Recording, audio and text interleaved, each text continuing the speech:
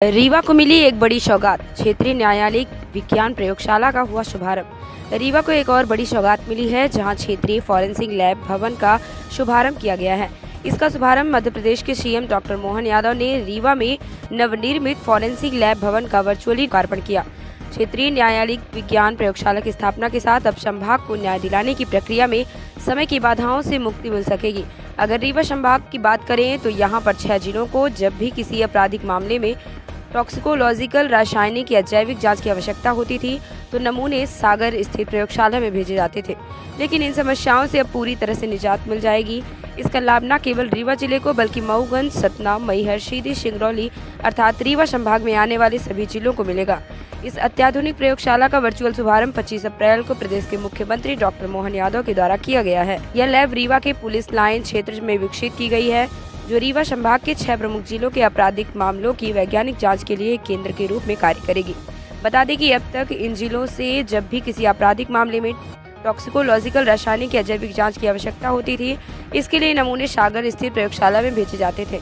इससे न केवल समय की बर्बादी होती थी बल्कि समय और मानव श्रम के साथ ही न्यायिक प्रक्रिया में भी अनावश्यक देरी होती थी। रीवा में यह प्रयोगशाला खुलना इस लंबे इंतजार का समापन है। न्यायालयिक विज्ञान प्रयोगशाला मध्य प्रदेश के निदेशक शशिकांत शुक्ला द्वारा संभाग के सभी पुलिस अधीक्षकों को निर्देश जारी किए गए हैं कि वे 25 अप्रैल से संबंधित सभी परीक्षण संबंधी प्रकरण सागर जिले के बजाय रीवा प्रयोगशाला में प्रस्तुत करें। जानकारी के मुताबिक फॉरेंसिक लैब के निर्माण और उपकरणों पर कुल 6 करोड़ 76 लाख रुपए खर्च किए गए हैं। भवन निर्माण पर 3 करोड़ 66 लाख करोड़ और उपकरणों की स्थापना पर 3 करोड़ 10 लाख रुपए व्यय किए गए हैं। लैब में वैज्ञानिकों की नियुक्ति पूर्व में ही पूरी की जा चुकी थी और अब इसे पूर्ण रूप से कार्यशील बनाया गया है। आईजी गौरव सिंह राजपूत ने बताया कि इस आधुनिक प्रयोगशाला के शुरू होने से अपराधों के अन्वेषण के अलावा गुणवत्ता में भी सुधार होगा। साथ ही पुलिस की व्यय होने वाली अधिक समय सीमा की बचत होगी। संरक्षण के खुलने से रीवा संभाग के सभी जिलों को वैज्ञानिक दृष्टिकोण के आधार पर प्रकरणों के निराकरण में बहुत ज्यादा फायदा होने वाला है। इससे पहले डीएनए परीक्षण से लेकर ब्लड सैंपलिंग और अन्य साक्ष्य का खून और मिट्टी का सैंपल होते थे।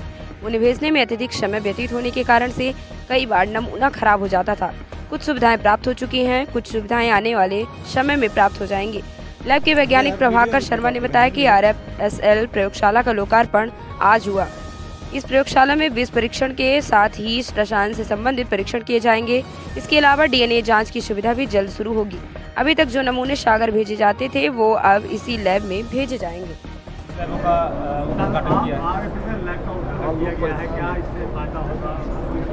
देखिए, न सिर्फ अपराधों के अन्वेषण की गुणवत्ता में सुधार होगा बल्कि जो पुलिस का समय सीमा जो पहले ज़्यादा लगती थी उसमें भी कमी आएगी। और ओवरऑल मैं ये कह सकता हूँ कि रीवा संभाग के समस्त जिलों को इस RFSL के खुलने से वैज्ञानिक दृष्टिकोण के आधार पर अपराधों के निराकरण में बहुत फ़ायदा होने वाला है। इससे पहले कितनी दिक्कत होती थी सर? इससे पहले कितनी दिक्कत होती थी? देखिए, काफ़ी सारे डीएनए परीक्षण से लेके जो ब्लड सैम्पलिंग्स होती थी और जो अन्य साक्ष्य होते थे, फिजिकल एविडेंसेस होते थे, खून आलूदा मिट्टी होती थी, उनको भेजने में समय लगने के कारण से कई बार जो हमारा स्पेसिफिक होता था वो ख़राब हो जाया करता। अब चूँकि यह RFSL क्षेत्र में संभागवार सभी जिलों से काफ़ी नज़दीक आ चुकी है तो मुझे लगता है कि अब क्षेत्रात्मक के साथ साथ गुणात्मक सुधार भी आपको देखने को प्रतीत होगा। सर, लोगों को न्याय भी सारी सुविधाएं होंगी क्या? धीरे-धीरे बढ़ेंगी। धीरे-धीरे हम धीरे-धीरे इसमें बढ़ेंगे। अभी कुछ सुविधाएं प्राप्त हो चुकी है और कुछ सुविधाएं आने वाले समय में भी प्राप्त होंगी।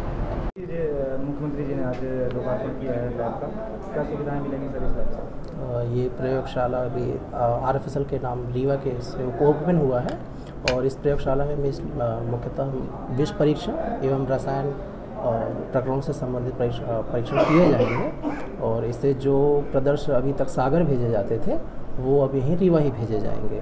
तो इससे जो भी हमारे आने जाने का व्यय होता था एक वो बचेगा, समय बचेगा और हमें मर्ग या विभिन्न अपराधों की जो परीक्षण रिपोर्ट होंगी वो थोड़ा जल्दी मिला करेंगे। किन मशीनों से लैस है? कितनी महंगी मशीनें? ओके, हमारी मशीनें काफ़ी महंगी परचेस हुई हैं और GCMS, FTIR, FTUV, डेंसटोमीटर, एल्कोलाइज़र, ये सारे कॉस्टली इंस्ट्रूमेंट्स हैं।